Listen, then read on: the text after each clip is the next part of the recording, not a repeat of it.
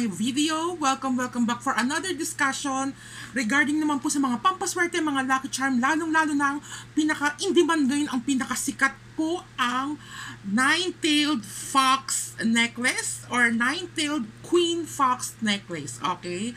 So ngayon, ang dami ko pong nare-receive ng mga tanong regarding po dyan sa mga nine-tailed fox queen necklace or bracelet. Okay? Since ito po yung suot ko ngayon, meron po ako ngayong yellow citrine na nine-tailed fox. Okay? Ngayon, meron po akong top 20 na most beautiful question or the most fascinating question. Okay? So, ang dami pong mga nagtatanong kasi sa akin regarding sa fox. Pwede ba sa ganito? Pwede ba ganyan? Ganito, ganyan? Ang daming tanong. Kaya, napag-isip-isip ko na gumawa ako ng isang video at ipagko-compile ko po lahat ng mga tanong ng mga naibato sa aking question, lalong-lalo na yung mga customer ko na bumili na sa akin ng mga fox. But before I start my discussion regarding the top 20 most fascinating and the most beautiful question regarding sa nine-tailed fox necklace, I just want to say magpapasalamat muna ako doon sa mga bumili na sa akin ng mga lucky charm, lalo na po yung pinaka-in-demand ngayon ang nine-tailed fox necklace at ang nine-tailed fox bracelet po, which is available na po sa aking FB page. Cosmic Gemstones po ang name ng aking FB page, okay? At ang aking YouTube channel naman po ay Cosmic Gemstones. Kung ano po yung aking profile picture sa aking YouTube channel, yun din po yung nag-iisa kong online FB page, ang online store ko, which is makikita sa aking FB page ang Cosmic Gemstones, okay? So, maraming salamat po doon sa mga bumili na sa akin. Wait lang, magsusuklay lang. Doon sa mga bumili na sa akin ng mga lucky charm, lalo na yung mga foxes na yan. Okay? Thank you so much. So ngayon, dadako na po tayo ngayon sa top 20 most fascinating and the most beautiful question. At magiging guide nyo na rin po itong video na to para hindi na rin po kayo tanong ng tanong, PM ng PM kayo sa akin. Kasi sobrang busy po talaga ako sa pagtitake ng mga orders. So, busy din ako sa kinakausap ko yung mga customer, in-explain ko regarding po dyan sa mga foxes na yung mga nag-i-inquire, yung mga gustong bumili sa akin. Okay, so top 20, ito na po, makinig ng mabuti. Iisa-isahin ko yung mga tanong, yung mga pinaka-important question na maaaring maitanong nyo rin po sa akin. Kaya gagawan ko na po siya ng video, okay? So ngayon, sisimulan na po natin. Number 1, ito yung pinakakatanungan. Pwede bang isuot ang mga fox necklace while sleeping? My answer is yes. Pwede po isuot ang inyong mga foxes kahit nag-iidlip kayo, natutulog kayo, suot-suot nyo siya, okay lang. Okay? Number 2, okay lang ba na isuot ang fox sa simbahan or saan mang chapel or kung ano po man yung religion nyo? Yes. Kahit sa mosque, pwede po. Wala naman pong contradiction po yun. Kahit sa ampong simbahan or yung dasalan or yung religious keme-keme, pwede po. Okay? And then number 3, pwede bang isuot ng ibang tao ang fox? Halimbawa, meron akong fox and then may gustong humiram niya ito at may magsusuot, bawal po. Okay? Lalong-lalo na yung mga bumili sa akin ng mga foxes kasi idinadaan ko po yan sa cleansing bowl at activation bell. So, pag naidaan po yan na-ritualan ko na yan under the name and birthday ng owner, hindi na po siya pwede ipasuot sa ibang tao, lalong-lalo na yung mga hindi nyo kadugo. Hanggat maaari, wag po. Okay? So, kung hindi naman yan dumaan sa ritual, okay lang naman din. Okay? Pag hindi dumaan yan sa cleansing bowl at activation bell under your name and birthday, so therefore, wala pong bisa yan. So, pag sinabing walang bisa, pwede nyo po ipasuot nyo sa ibang tao. Okay? Kasi wala naman po siyang bisa eh. Okay? So, sana naging malinaw. Number 4, pwede bang magsuot ng foxes ang mga bata? Yes, pwede po. Wala naman pong contradiction at wala din pong masama kahit bata po magsuot nito. Although itong foxes na to para sa adult. Pero kung nanaisin nyo na magsuot yung mga anak ninyo, yung mga kung ano sino mga bata dyan, pwede naman po. Okay lang. Okay, number 5, pwede ba ang fox para sa pangnegosyo? Yes, pwede po for business. Kasi nag-a-attract din po ito ng good fortune, positive energy, wealth luck, okay? Nag-a-attract po ito ng kasaganahan din sa buhay. Kahit din naman po kayo ay empleyado, pwede rin po ito na makapag-attract ng positive energy sa buhay. Nag-a-attract din siya ng success, ika nga. Okay, next question. Kailangan ba talagang dumaan sa ritual ng pag-bless or pag-activate ang mga Lucky Charms, lalo na ang mga fox necklace or bracelet, yes, it's a mandatory, hindi lang po sa mga foxes. Kahit sa ang Lucky Charm pa, ano yung pang Lucky Charm, yun, lalo na yung mga sinusuot talaga, yung mga sinusuot, pinaka-importante, it's a mandatory na maidaan po siya sa ritual ng pag-bless or activate using the cleansing bowl and activation bell, which is ginagawa ko po yon sa lahat po ng mga bumibili sa aking mga customer ko. Dinadaan ko talaga siya just to make it sure na talagang maaano po siya, magkakaroon po siya ng bisa. Kasi doon po manggagaling yung bisa ng mga Lucky Charm once na naidaan na siya sa cleansing bowl at activation bell. So next question, ano po ang pinaka-in-demand na fox stone? Ang pinaka-in-demand ngayon talaga yung nagsa-surge jade. Green jade po talaga yung pinaka-in-demand. I really don't know, pero jade po talaga yung pinaka-in-demand. Okay, sumunod man po is yung kung di ako nagkakamali, yellow citrine. Okay, number 8, lahat ba ng foxes gemstones ay iisa lang po ang bisa? Yes, lahat po ay same lang po ng bisa. Ayan po yung mga nagtatanong sa akin, yung mga pinipilit nila na akala nila porket halimbawa may iba yung meaning ng yellow, iba po yung meaning ng jade, iba po yung meaning ng white agate, ng pink rose quartz. Lahat po yan ay fox po. Naka-okay. Tignan mo niya naman, di ba? Naka-carve po siya ng fox. So, therefore, same lang po sila ng bisa. Iisa lang po yan. Huwag niyo pagpipilitan. Huwag niyo ipagpipilitan na magkakaiba po ang meaning ng yellow, citrine fox, at green jaded fox, at red agate fox, white agate fox, at pink rose quartz fox. Same lamang po. Lahat po sila ng benefits. Iisa lang po, nagkataon lang nga, iba-iba po yung gemstones para may pagpipilian po kayo sa mga bibili po. At naaayon na rin po sa mga birthstone na yan.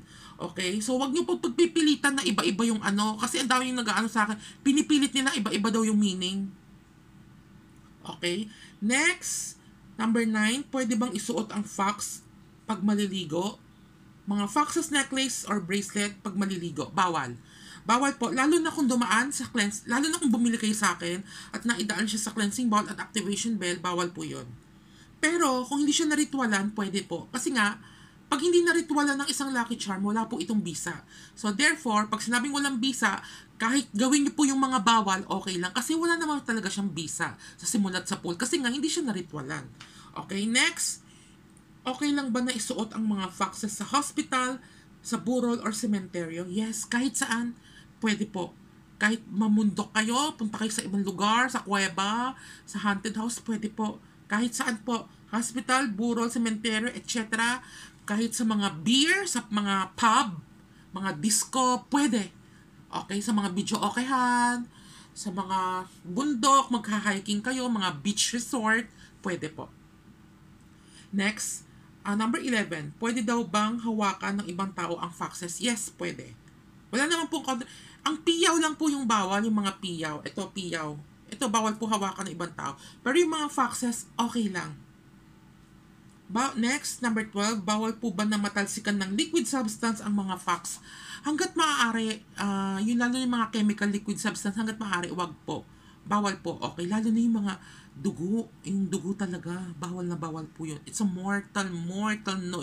It's a very no po talaga pag matalsikan ng dugo yung foxes nyo. Kahit dugo nyo pa ninyo, naman nasugatan kayo. Halimbawa, nasugatan kayo, tapos may suot kayong fox na bracelet, ay, bawal po yun. Sobrang bawal, as in. Okay, next.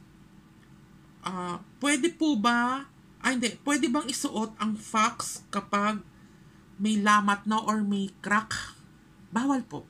Lahat po ng mga Lucky Charms, basta't may mga lamat, halimbawa ito nagkaroon siya ng crack or may natanggal na konti, wag niyo na po isuot yan kasi mag-a-attract na po yan ng negative energy. Yung mga may lamat, yung may mga crack, yung may mga sira ng Lucky Charms, wag na. Wag niyo na ipilit isuot. Bawal po. Next, number 14, okay lang ba na magsuot ng multiple foxes or kahit ilang foxes? Pwede po. Kahit ilan po isuot ninyo, wag lang po yung 4. Okay? 4 foxes bawal. Pwede po yung may isang fox kayo, 2 fox na suot, 3 fox, 5 fox, okay lang po. Wag lang po yung 4 na pirasong na fox na suot-suot nyo. Okay? Bawal po yun. Okay? Kasi ang 4 po kasi sa Chinese, it's a death. Katunog niya yung, sa Mandarin po, yung katunog niya yung word na patay. So hanggat maaari, yung for talaga, iniiwasan po talaga yan. Hanggat maaari. Okay, number 15.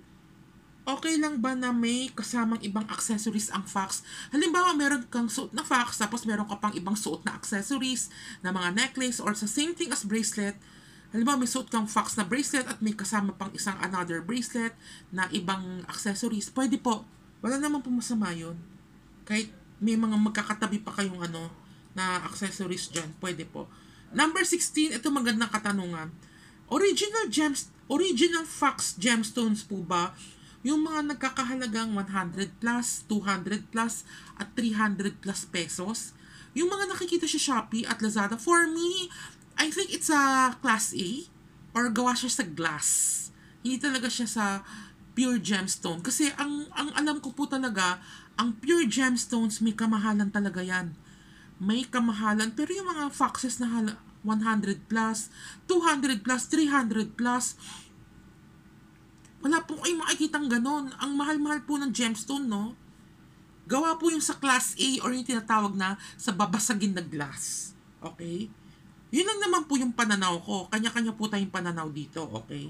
Number 17, pwede bang nakatakip ng damit ang fox? Ayan na nga po. Pwede daw ba yung nakaganyan? Bawal po. Kasi hindi po siya e-epekto. Kahit na naritwalan, kailangan nakabuyang-yang. Okay, halimbawa, fox po ito, naka-long sleeve ka. Ang kailangan, nakikita yung fox. Hanggat maaari. Lalo na kung binili nyo sa akin yan, at naidaan talaga sa cleansing bowl at activation bell under your name and birthday, kailangan nakabuyang-yang po siya pag lalabas kayo ng bahay. Or suot-suot nyo siya. Kailangan nakabuyang-yang. Okay? Next, number 18, pangontra din po ba sa mga sakit at kamalasan ang mga foxes? Yes. Protection din po siya sa mga negative energy. Protection po siya sa mga malas, sa sakit, sa aksidente, at sa kung ano-ano pang mga negativity sa paligid natin. Okay? Number 19, saan po pwede ilagay ang fox kapag hindi mo suot? Kahit saan po pwede. Much better sa wallet mo na lang ilagay. Okay, much better kung wallet. Kasi, ang wallet po, yun nga pa mo yung nagtatanong, sabi diba dapat nakalabas. E paano kung yung pendant?